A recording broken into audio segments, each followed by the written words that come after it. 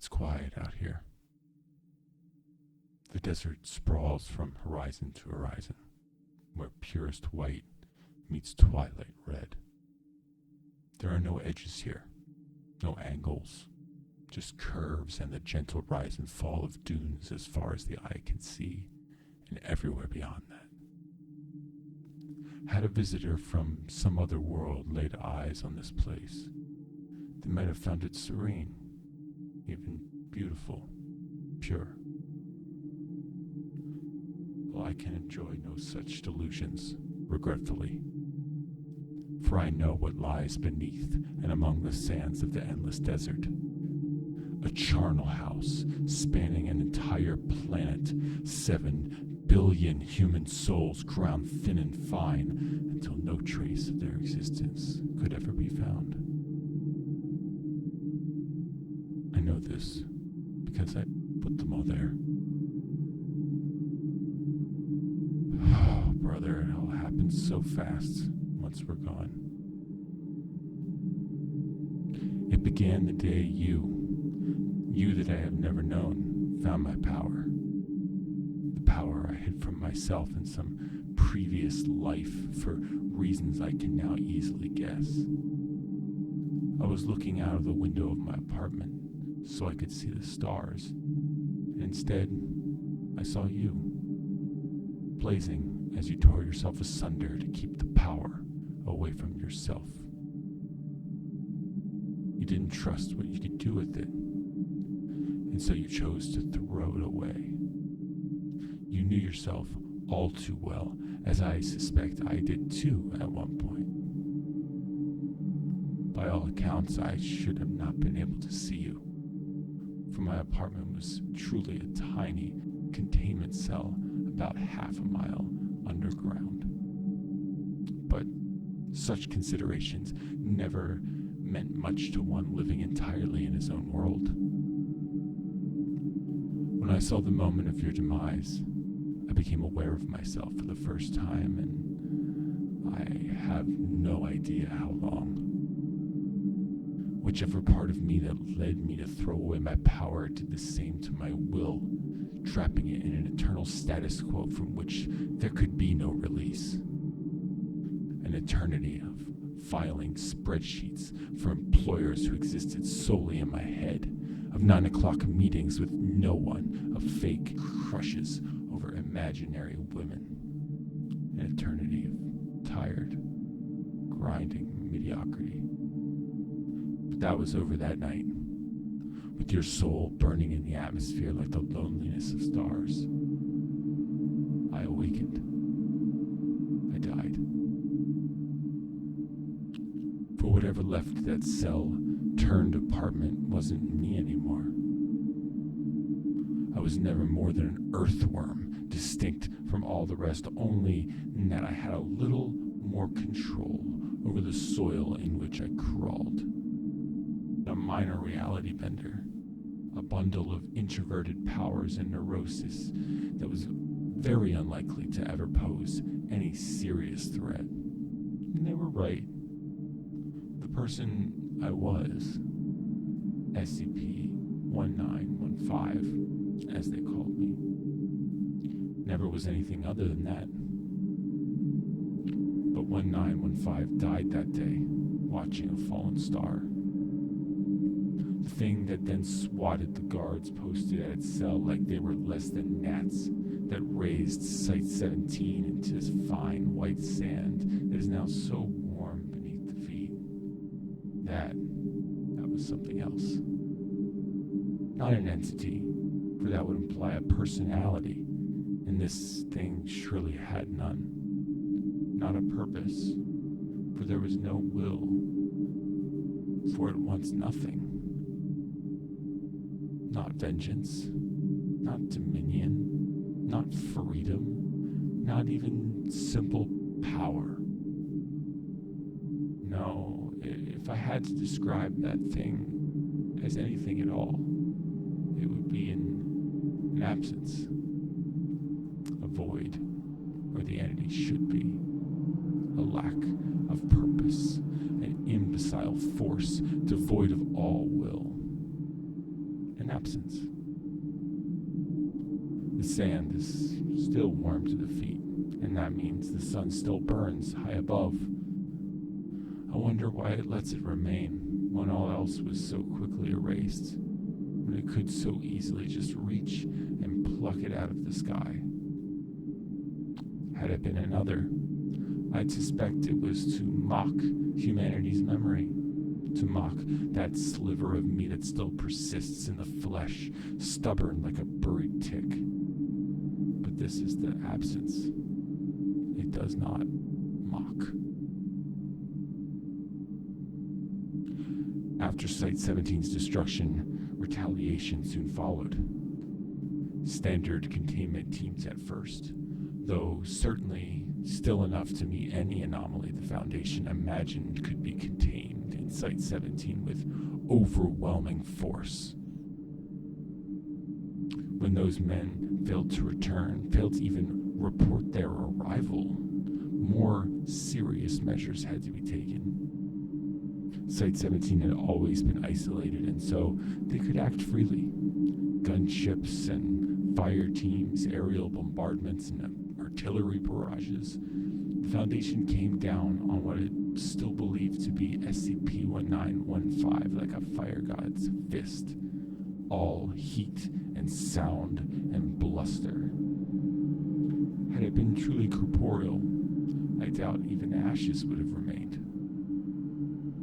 But whatever the absence truly was by that point, the tattered semblance of my flesh hanging around it had very little to do with it.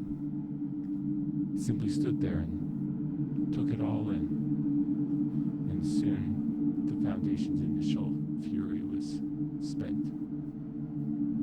It began to walk, not too quickly either. For days, it simply strode on while the Foundation threw everything it had at it. I watched from within my deadbolt as it walked unfeeling, uncaring. And this desert followed in its wake, as inscrutable and unstoppable as its harbinger. You're not quite alone here. Some stubborn immortals persist, wretched creatures. A continent away, an ancient man still walks, tormented by 3 mocking voices. He believed that once he was the only one left, and he would be allowed to rest. He was wrong. Beneath the ground, suffocating the earth slowly as it grinds insanity to mulch. From its prison of gold and rubies, there would be no release. Elsewhere lies a once smiling god, as the sands cover his prone figure. He does not resist. He had once promised the world his love, promised humanity the stars. Sand pours through his fingers as he tries to gather his flame together, his people. But it is dying, and they are dead. Extinguished. When someone walks, they're bound to reach somewhere eventually, despite everyone's best efforts. And so the absence arrived at its first city, the sand at its heels like an obedient lapdog. Oh, there had been villages and towns before that, but the absence didn't seem to care enough to bother with them. It simply walked by, leaving them to the whims of the sands, which were only ever singular in their intent. But through the streets of the city it strode as mobile task forces fought and fell to buy the civilian populations just a few more minutes to evacuate. By this point, hiding what was truly going on became impossible, of course, as street after street sank beneath the gentle crawling tide.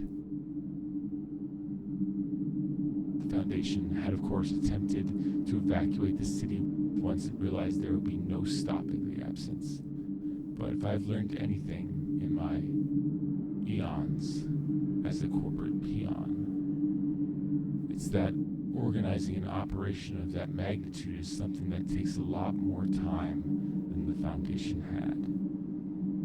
It's a wonder they managed to save as many as they did. And as for the rest, well, it had waited until night fell. I imagine it was an eerie sight, that lone figure standing beneath the frozen light of other worlds in that empty intersection between financial and residential districts, where train tracks used to be before the old steam locomotives went out of service and were never replaced by newer ones. Yes, it waited until it could see the stars, and then it burned without heat, without light, without life. It burned a hole through the city, and there was nothing to fill it in. Reality cannot suffer a vacuum, they always said, but the absence had shown how little it cared for reality. So it was gone. Just like that. How does one explain something like that? How do you describe what isn't there? One moment, there was a city of 500,000. The next, it wasn't. To the place, it was even... The sands wouldn't come. It was just a scar. It was... nothing. It was then, I believe, that the Foundation realized it could not stand alone. The next few months of the absence's march saw them turn to their sometimes allies. Coalition mage killers and thermonuclear strikes, initiative paladins and holy relics, sniper rifle or sacred sword, burning inferno, or divine retribution. The absence did not care. And soon, the Foundation had found that it had no allies left to turn to. It then called on its once vicious enemies. Ink eaters wove their art into maddening patterns to break the minds of the infinite. Archivists and librarians poured from the waves, bringing with them the knowledge of 100,000 worlds. Clockwork titans shook the barren whiteness of the sands with the thunder of metal. The absence did not care. And soon, the Foundation ran out of enemies. In a last act of desperation, they even committed their final, most painful betrayal. The Wardens unleashed upon the world their prisoners. Of these, I have made note, though I doubt the absence did the same. On the blasted wasteland that was once Boston, it was assailed by two brothers, one savage, the other somber, one violent, the other reluctant. They nevertheless fought with a graceful unity to take the breath away. In their eyes, I saw that they did not know each other for a very long while, and that they fought so that they could have the time to rectify this. I saw regret, and hope, and rage, and desperation. But most of all, I saw a simple need to be. I would like to believe that you and I would have been like them had we met, brother. They fought with the fury of 1,000 years of solitude. It did not suffice. In a wounded valley that had once been a part of the Black Sea, we came across a self-proclaimed god. There was nothing but confidence in his eyes as he threw reality itself into disarray, bent and twisted in the most fundamental laws to bring upon the absence untold destruction. The earth froze and boiled and heaved. The air screamed with blighted glee, and the god he strode draped in a cloak of lightning, as time itself clawed at the absence with talons of utter unbeing. Until the god came to meet the absence's lack of gaze, until his eyes rested on a nothing that lasted forever, until he too did not suffice. Before the walls of Acre, as the ancient city was drowned by the desert, two figures approached us. One was four-legged and horned. Its crown was ice, its eyes galaxies. Its whole was power absolute. The second was a man, simple, humble, but possessing a love of being that extended to the edges of the universe, compassion to pierce the deepest of hells that had nothing to do with weakness. Of the two, I could not tell you which was more glorious, which was more terrifying. They met with the absence, will alone, and when I felt it fall on us, I thought I would weep. Surely nothing could withstand such a presence. Surely nothing would want to. But the absence was less than nothing, infinitely less. I have told you what became of kind pang loss. Of the other, even less remained. For months, they came. For years. For decades, alone or in groups with ferocity or with a blank stare, the Foundation's prisoners threw themselves at the absence.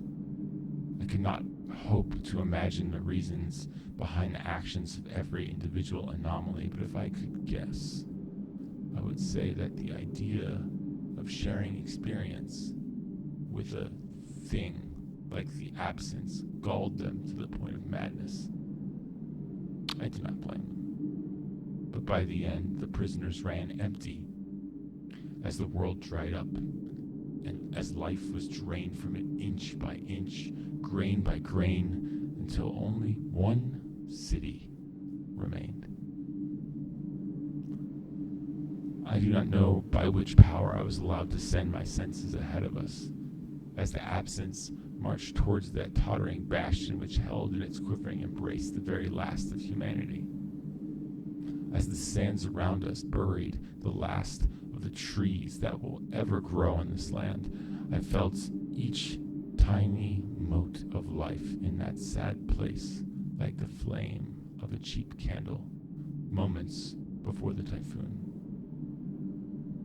In these moments, as twilight danced in lurid reds and oranges on ivory, I sensed them all. For you, brother, I witnessed.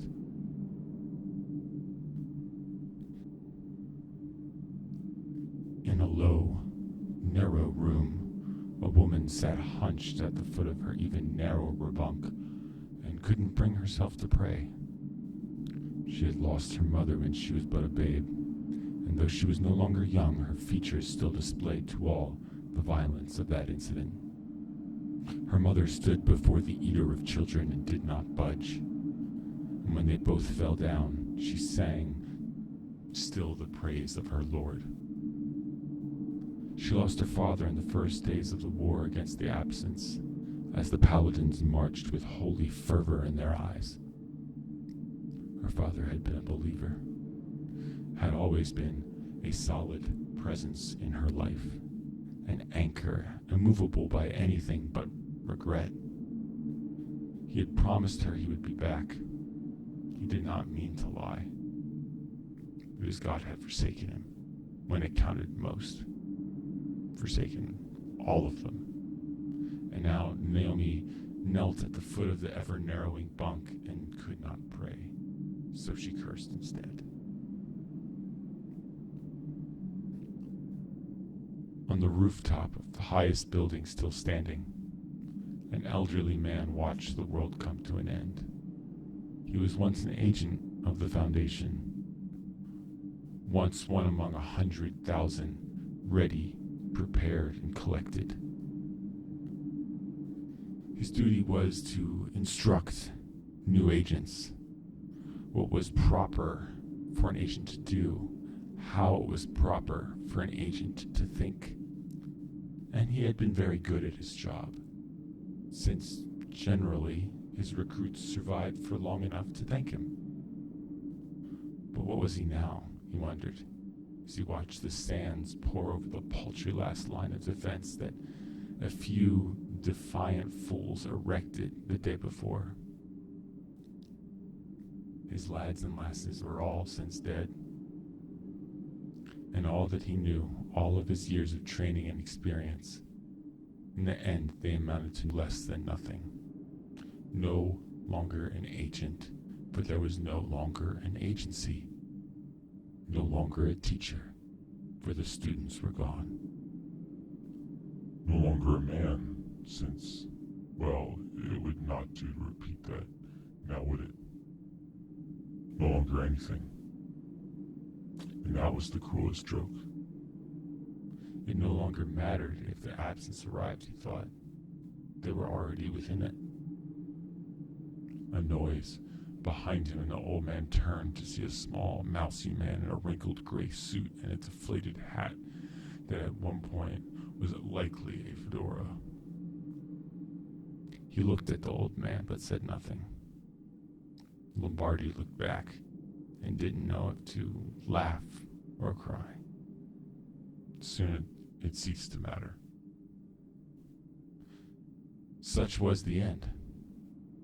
Quiet, small, bereft of heroics and great deeds, free of pretensions and great meaning. One night, there was a human race on the planet Earth. The next, there wasn't. And that was that. The stars did not wait for you, brother. When you took my power, when you burned yourself in the skies above, they looked upon you and felt nothing. The stars did not wait for humanity, for all the promise it showed, for all the promise others saw in them. But what of the absence? What of me? I am, by all accounts and possible qualifications, the greatest monster this world has ever saw. Perhaps that any world saw. And yet, brother, I see now that the stars wait for us, for me. Where's the justice in that? Seek it not, for there is none. But the fact remains, brother, the stars do not wait for you, but they wait for me, to take them into my embrace. I suspect I shall not be long.